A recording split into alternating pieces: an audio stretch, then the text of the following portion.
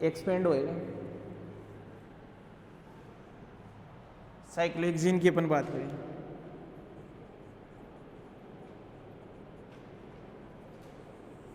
Cyclohexane की बात करें, यही है साइक्लोहेक्सेन। इसमें जो थीटा है वो कितना है भैया, 120 डिग्री। अब 120 डिग्री है तो यहाँ पे क्या होगा भाई, तुम्हारे पास में डेल्टा है। डेल्टा क्या है तुम्हारे पास में, 108 डिग्री 88 क्या है भैया मिनट, और माइनस क्या है भैया थीटा। इस क्वेश्चन को आप सोल्व करोगे तो ये क्या होगा, 108 डिग्री 88 मिनट तो है, ये क्या होगा 120 क्या है डिग्री, लेकिन उधर मिनट नहीं है। तो इसको कैसे करोगे भाई क्वेश्चन को, इसको ऐसे किया जा सकता है क्या कि theta is equal to 2 degree उधर ले जाऊँ मैं, तो ये क्या हो जाएगा 108 डिग्री 88 क्या भैया मिनट, 2 डिग्री उधर ले जाऊँ तो ये क्या हो जाएगा 118 तो डिग्री हो गया, और 120 क्या हो गया मिनट हो गया। अब इसको क्वेश्चन को सोल्व कीजिए, 118 और 120 क्या है भैया मिनट, 108 और 88 क्या है भैया मिनट। ठीक है भाई, कितना बच रहा है तुम्हारे पास में, यहाँ पे 88 कीजिए इसको सोल्व।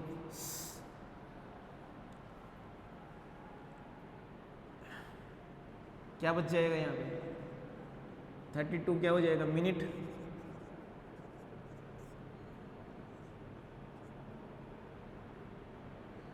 आगे बात समझ। और यहाँ पे लेस कीजिए भैया, 108 अपने को लेस करना है, तो ये क्या हो जाएगा तुम्हारे पास में 10 क्या हो जाएगी डिग्री। यही हुआ आंसर, किस में आएगा भैया नेगेटिव में, तो डेल्टा इज इक्वल टू क्या हो गया 10 डिग्री 32 क्या भैया मिनट, डिवाइड करोगे यदि 2 से तो डेल्टा क्या आएगा 5 डिग्री माइनस में, और ये कितना आएगा 16 मिनट, इसके आसपास आंसर आएगा। देखिए यहाँ तक, तो यहाँ पे देखोगे तो तुम्हारे पास में जो बॉन्ड एंगल है वो क्या आ रहा है, ज़्यादा आ रहा है। अब कोणे विकृति में ध्यान देना है, ये जो तुम्हारे पास में नेगेटिव और पॉजिटिव वैल्यू है, ये वो आप लोगों को कोणे विकृति के अंदर ये बताती है कि ये इसका विचलन जो है वो बंद कोण बढ़ा है कि घटा है। ठीक है ना, कहने का मतलब ऊपर गया है कि नीचे गया है। चले अपन आगे, तो इसके बेसिस पे क्या बोला गया है कि जो तुम्हारे पास में जो बेयर साहब थे, इन्होंने क्या बोला कि तुम्हारे पास में जो साइक्लोपेंट है, इनके अकॉर्डिंग तो ये होना चाहिए कि जो साइक्लोपेंट है ना वो क्या होना चाहिए मोर स्टेबल, लेकिन ऐसा नहीं होता है। साइक्लोहेक्सेन जो है वो ज़्यादा स्टेबल होती है।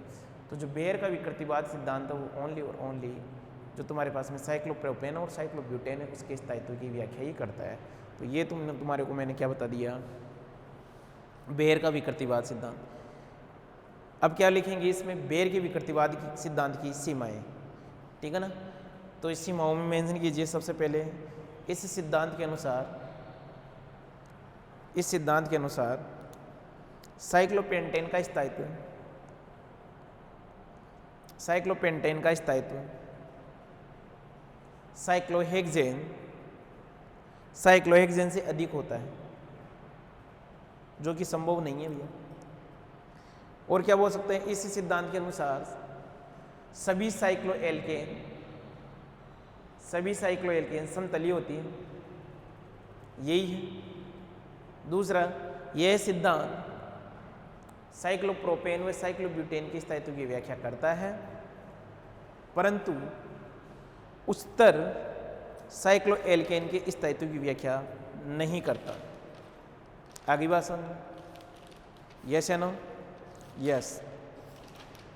उसके बाद में एक कॉन्सेप्ट है तुम्हारे पास में, कौन भाई, सासे व मोर का कॉन्सेप्ट, विकृति विहीन सिद्धांत। उसके ऊपर अपन डिस्कशन करेंगे, विकृति विहीन सिद्धांत के ऊपर। तो विकृति विहीन सिद्धांत में क्या है, सबसे बढ़िया बात ये थी कि यहाँ पे जो विकृति विहीन सिद्धांत था, देखना एक बार,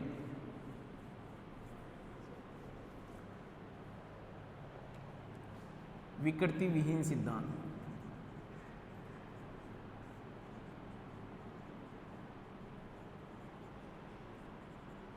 विकृति विहीन सिद्धांत विकृतिविहीन सिद्धांत है उसको क्या क्या बोला जाता है? सास्य व मोर कॉन्सेप्ट भी बोला जाता है,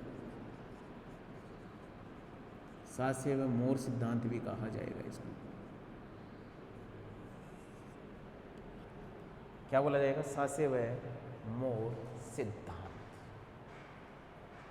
आगे बात समझो, देखें यहाँ पे सबसे पहले सास्य ने क्या बोला था कि तुम्हारे पास में, इसने ध्यान देना, एक तो विकृतिविहीन सिद्धांत है वो किस स्थायित्व की व्याख्या करता है? इस साइक्लोहेक्सेन के स्थायित्व की व्याख्या करेगा। साइक्लोहेक्सेन की स्थायित्व की व्याख्या करता है।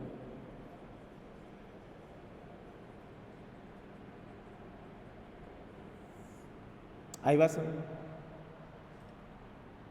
कौन? विकृतिविहीन सिद्धांत। सास्य ने क्या है स्टार्टिंग में बोल दिया था कि जो तुम्हारे पास में साइक्लोहेक्सेन है वो प्लेनर ना होकर क्या होता है? नॉन प्लेनर होता है। समतलीय ना होकर क्या होता है? असमतलीय होता है। लेकिन इसकी बात किसी ने नहीं सुनी।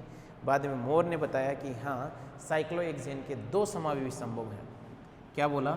कि जो साइक्लोहेक्सेन है इसके दो समावेशी संभव है, दो समावेशी संभव है। एक है तुम्हारे पास में कौन सी? कुर्सी रूप, कुर्सी रूप, और दूसरी क्या भैया? नौका रूप। तो कहने का मतलब जो साइक्लोहेक्सेन आप देख रहे हो एक्चुअल में वैसा नहीं है। ये क्या है तुम्हारे पास में? असमतलीय होते हैं। इसके दो रूप हैं, दो रूप संभव है। तो विकृतिविहीन सिद्धांत ने क्या बोला भैया? किसकी व्याख्या करता है? ये साइक्लोहेक्सेन की स्थायित्व की व्याख्या करता है। सास्य ने बताई थी ये बात, स्टार्टिंग में किसी ने माना नहीं। फिर मोर ने बोला कि यस, जो सास्य ने कहा था वो सही था। जो साइक्लोहेक्सेन है उसके दो रूप होते हैं, एक तो भैया कुर्सी रूप, चेयर फॉर्म, कुर्सी रूप, और दूसरी है नौका रूप, बोट फॉर्म।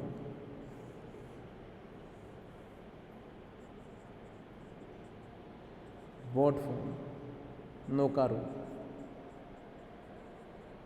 ठीक है, ये क्या है भैया? असमतलीय। इस वजह से क्या है तुम्हारे पास में ज़्यादा स्थायी है, क्योंकि यहाँ पे कोणीय विकृति नहीं मिलेगी। स्थायी क्यों है? क्योंकि यहाँ पे कोणीय जो विकृति है, कोणीय विकृति क्या है? अनुपस्थित है। इसलिए क्या है? ये स्थायी है। तो इसी के साथ में तुम्हारे पास में कौन हो गया कंप्लीट? हाइड्रोकार्बन में एल्केन और क्या है? साइक्लो एल्केन का टॉपिक कंप्लीट हो गया। नेक्स्ट जो टॉपिक चलेगा उसके ऊपर अपन डिस्कशन करेंगे, किसके ऊपर? एल्कीन के ऊपर। तो जो नेक्स्ट अपन सेशन स्टार्ट करेंगे, जो क्लास स्टार्ट करेंगे, वहाँ पे पढ़ेंगे अपन क्या भैया? एल्कीन। आगे बात समझ में? यस है ना? तो स्टार्ट करते हैं अपन किसको भैया?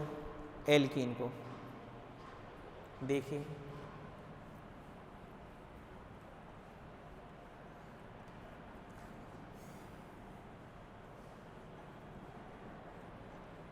पहले आप समझना भाई, और बात क्या है कि ये समझनी होगी कि जो तुम्हारे पास में यूनिट जो थर्ड है, यूनिट थर्ड के अंदर जो टॉपिक है वो कौन है तुम्हारे पास में? हाइड्रोकार्बन।